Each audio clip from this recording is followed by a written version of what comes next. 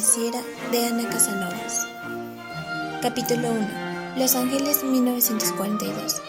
Los aplausos se propagaron por el interior del teatro chino de Hollywood, igual que un ejército de hormigas se abrieron paso por el suelo, subieron por los cojines de terciopelo rojo de las sillas y escalaron las paredes. Las luces se encendían paulatinamente para mantener viva unos segundos más la magia del cine. Los espectadores podían alargar un poco más la farsa y formar parte de esa historia.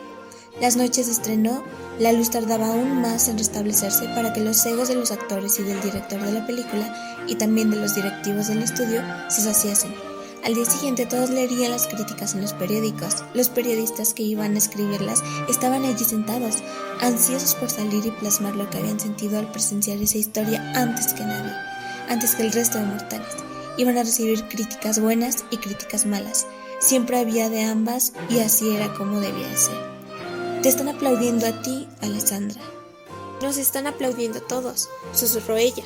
Mantenía la mirada fija en la pantalla por la que aún desfilaban los créditos y aplaudía con una serenidad que contradecía el miedo que le anudaba el estómago. Miedo a que alguien se pusiera en pie y la acusara de no pertenecer a ese mundo, de ser una intrusa.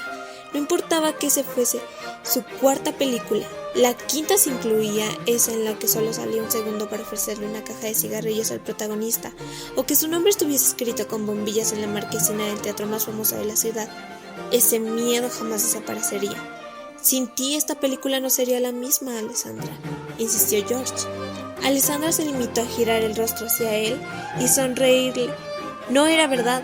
George Stevens era sencillamente un gran director con un talento inconmemorable y una amabilidad casi igual de inacabable, que además sabía sacar lo mejor de los actores que trabajaban con él.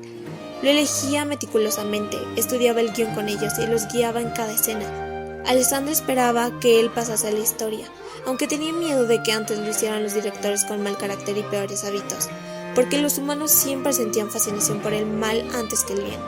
Ella lo había visto de cerca, lo había sentido en su piel y tenía las heridas para recordarlo. Había oído del mal y sin embargo lo sentía dentro de Diario. Diario que siempre. Pero eso no era verdad. Diría que siempre. Había instantes en los que lo olvidaba, cuando actuaba y fingía ser otra persona. Por eso era tan buena actriz y por eso lo había elegido a George Stevens.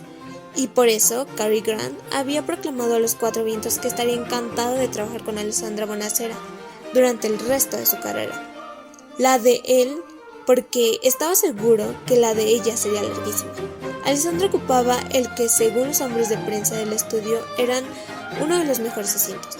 Las primeras filas estaban reservadas para los directivos del estudio. La película era propiedad de Columbia Pictures, igual que de momento lo eran todas las personas que habían intervenido de un modo u otro en su creación, incluidos el director, los actores protagonistas y el guionista. A lo largo de la proyección se habían oído múltiples suspiros.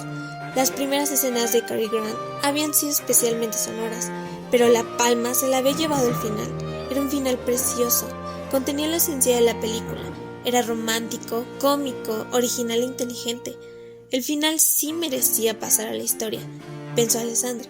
El final, el guión, la dirección, incluso el título, el asunto del día. Cualquier detalle excepto ella. Le sudaron las palmas de las manos y dio gracias por llevar guantes. No solía hacerlo, pero la encargada de vestuario de la película, Rita, y ella se habían hecho amigas durante el rodaje. Todo lo amigas que podían hacerse dos personas en el mundo repleto de mentiras que era Hollywood.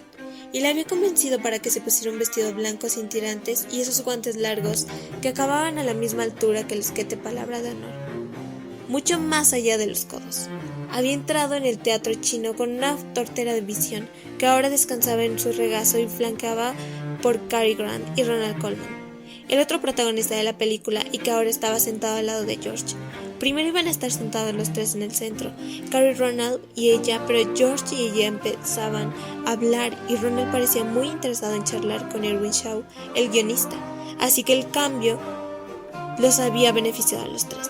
Probablemente Ronald estaba interesado en volver a actuar en uno de los proyectos de Shaw. Todos los actores de Hollywood lo estaban y con razón. Ese hombre era un genio con las palabras. Si no lo hubiera sido, Alessandra no hubiera sentido irresistible tentación de protagonizar esa película. En cuanto leyó la historia, quedó atrapada en sus páginas y se permitió hacer algo que hacía años que no se permitía: recordar el pasado. Las luces se encendieron y los aplausos, que habían empezado a disminuir, se reavivaron. El público se puso de pie y la ovación se intensificó aún más.